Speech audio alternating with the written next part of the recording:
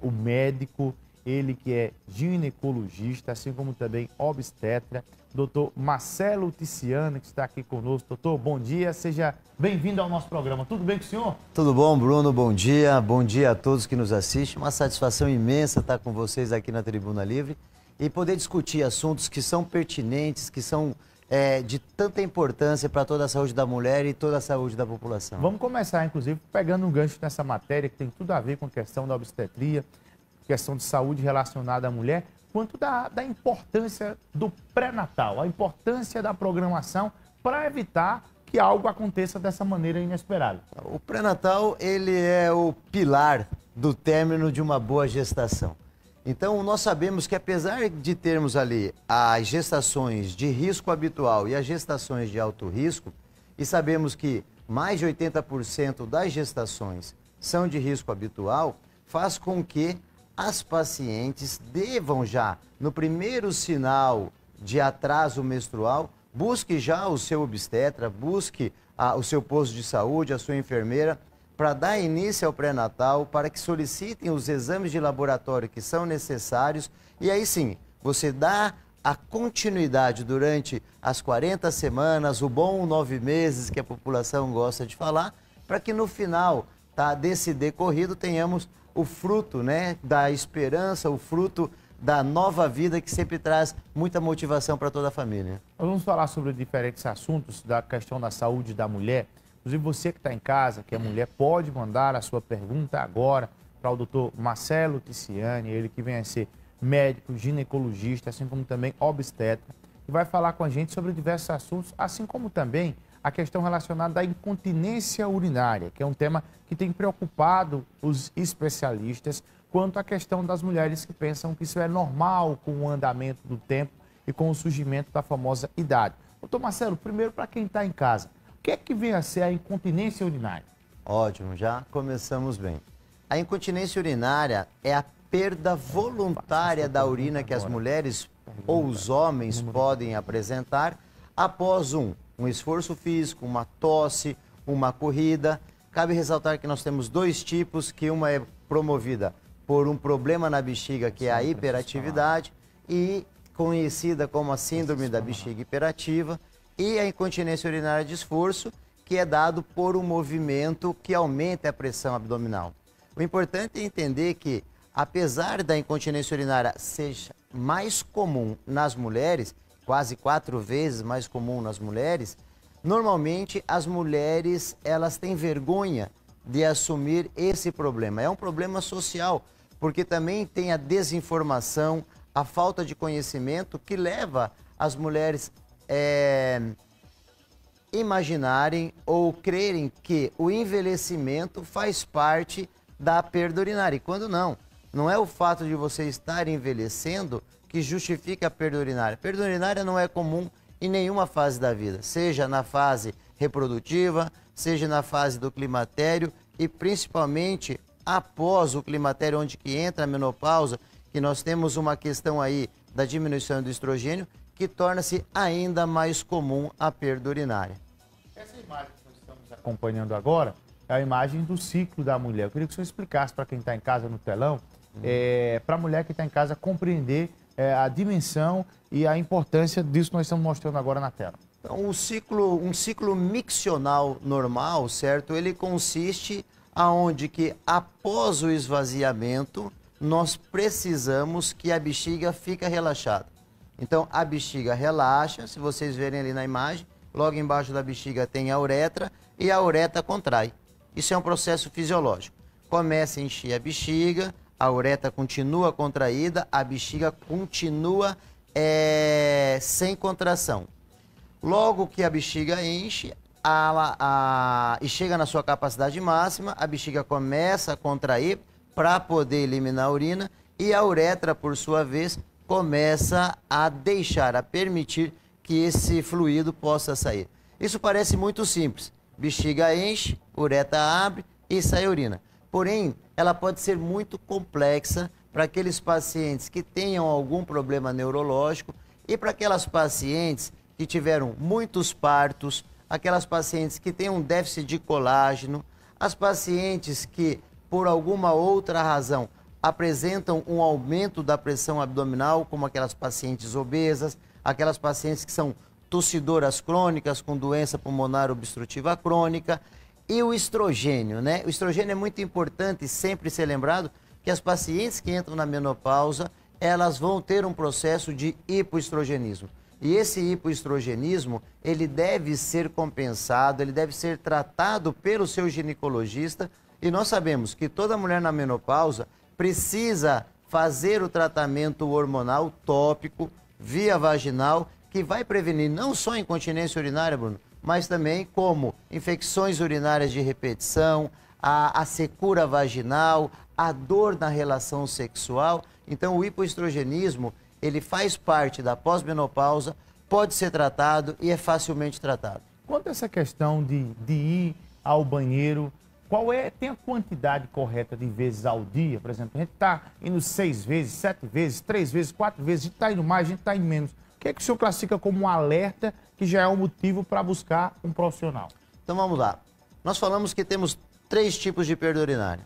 A perda urinária de esforços, a perda urinária por urgência e a mista, que é por esforços e por urgência.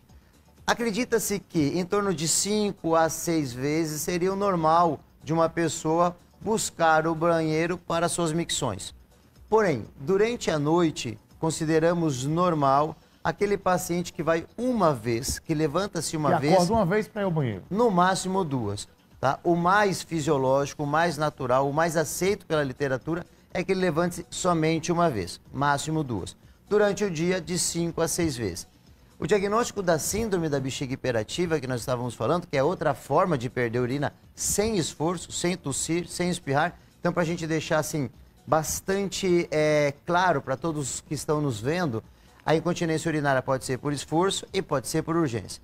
Então, a urgência nós vemos em seguinte maneira. É aquela mulher que toda hora precisa ir para o banheiro fazer xixi.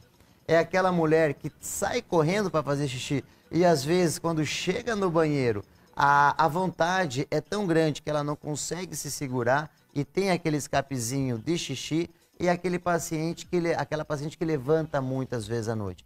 Isso aí a gente já tem como um diagnóstico clínico de síndrome de bexiga hiperativa. Já é um motivo de buscar um especialista. Com certeza absoluta. E qual a consequência disso?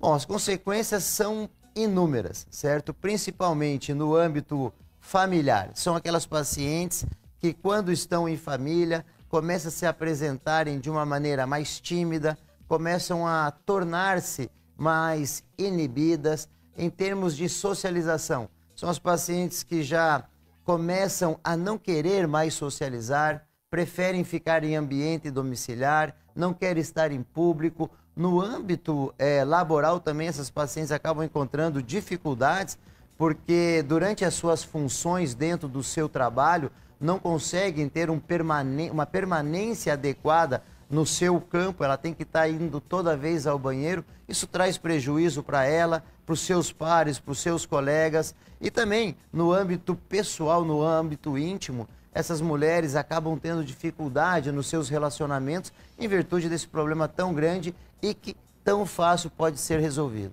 Nós temos pergunta dos nossos telespectadores e telespectadoras que estão em casa. Primeira pergunta na tela, por gentileza.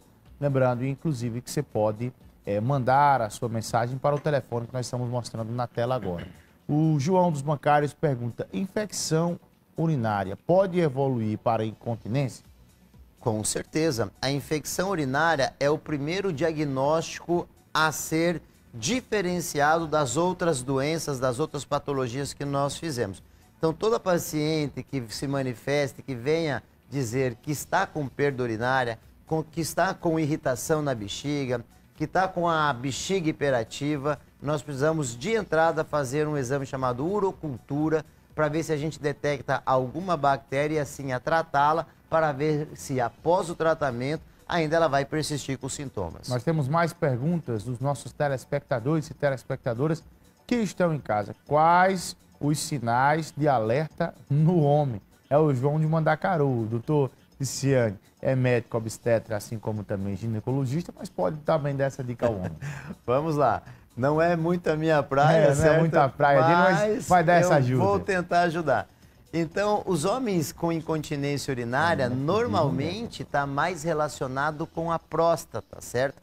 Então, aqueles pacientes que acabam submetendo a um processo de hipertrofia prostática, eles podem ter tanto uma situação de retenção, certo? Que a próstata cresce muito e acaba dificultando a saída do xixi, como também de irritabilidade da bexiga, porque a próstata cresceu e tem aquele problema de estar indo urinando todas as vezes. Mas para o nosso querido amigo que nos fez a pergunta, o importante é ver como é o seu ciclo miccional, como é que é o seu xixi do dia a dia. Se o teu xixi do dia a dia começou a ter um parâmetro de mudança, está na hora aí de você despertar, buscar o seu urologista, buscar o seu médico para que ele possa realmente fazer uma história clínica ampla, solicitar exames que muitas vezes são pertinentes, fechar o diagnóstico e dar o melhor tratamento. Eu queria falar sobre a questão de exames. As mulheres que estão em casa agora, tem mulher que nunca fez um exame específico solicitado por um profissional, nunca foi a um ginecologista. Eu queria que o senhor falasse qual é o tempo, o intervalo de tempo que a mulher, a partir de qual idade ela já precisa ter ali um acompanhamento de um ginecologista e quais são os exames e o intervalo de tempo que podem, inclusive, ajudar muito no descobrimento de doenças. Certo. Bom, então toda mulher, ela deve, já no início, certo, da sua vida reprodutiva, chama-se menacme, né, quando ela começa a menstruar, deve ter a primeira consulta no ginecologista. No decorrer até os 25 anos, essa consulta vai ser de acordo com a necessidade que pode vir a apresentar durante esse lapso de tempo. A partir dos 25 anos, começa-se o exame citológico, tá? Que é o preventivo. Esse é um exame de rastreamento do câncer de colo de útero e deverá ser realizado durante toda a vida até os 65 anos.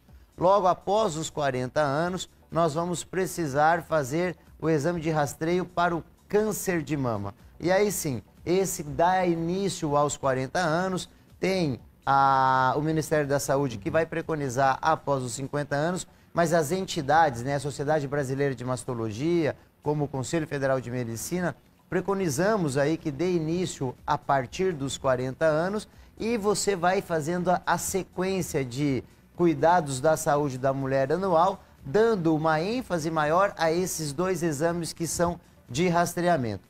Falando sobre a incontinência urinária de esforço na mulher, a história clínica, aquela conversa mais próxima para deixar a paciente mais descontraída e menos constrangida para falar sobre perda urinária é muito importante. Como falamos inicialmente, a urocultura, o parcial de urina, é indispensável, é o primeiro exame a ser solicitado. E aí vem o estudo urodinâmico. Nós temos até uma imagem aí que será reproduzida agora de uma mulher, de uma senhora que está em uma máquina que leva-se o nome de estudo urodinâmico. O estudo urodinâmico, ele é de suma importância porque ele nos ajuda a diagnosticar, ele não é indispensável para o diagnóstico, mas ele nos ajuda a diagnosticar a incontinência urinária de esforço e muitas vezes pode nos mostrar a hiperatividade do músculo detrusor, que é o músculo da bexiga, né? Que vai nos mostrar que realmente essa paciente tem urgência urinária. E ele é uma ferramenta importantíssima, porque através dela nós vamos poder fazer o planejamento mais adequado para proporcionar o melhor tratamento. Aí vocês podem observar na imagem, nós temos uma senhora, uma paciente, que está conectada a um sistema, a um computador que tem o software.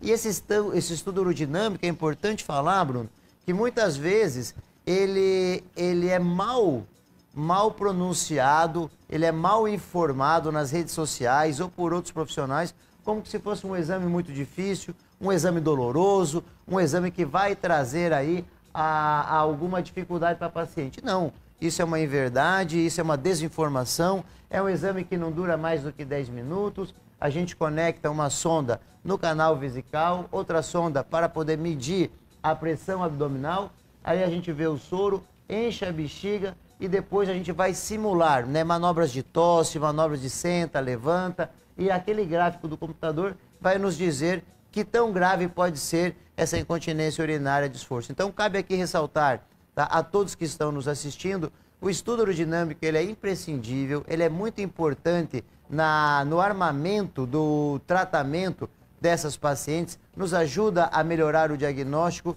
e é um exame muito tranquilo, leva não mais do que 10 minutos e vocês vão ter uma ajuda muito grande com esse diagnóstico. Uma última pergunta do nosso telespectador, telespectadora, deixe-me ver, por gentileza.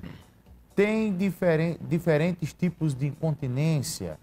Como saber qual o tipo do meu? Ok, então como falamos, a clínica é soberana, certo? Fazemos uma boa anamnese, um bom exame físico, um bom diálogo com o paciente, já nos ajuda e muito a chegar às principais possibilidades de diagnóstico.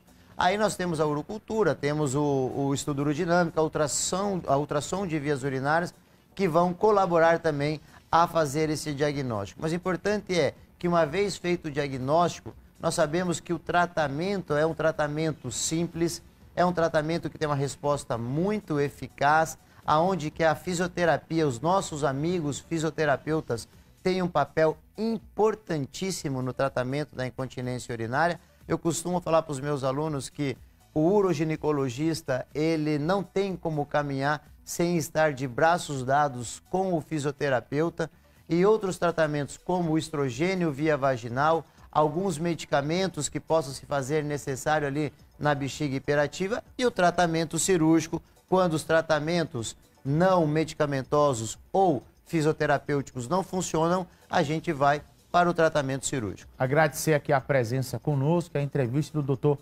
Marcelo Ticiano. Doutor, obrigado pela participação com a gente. Bruno Pereira, foi uma satisfação estar com todos, estar aqui junto ao seu programa. Estamos sempre à disposição para poder participar. São 7 horas e 18 minutos, minha gente.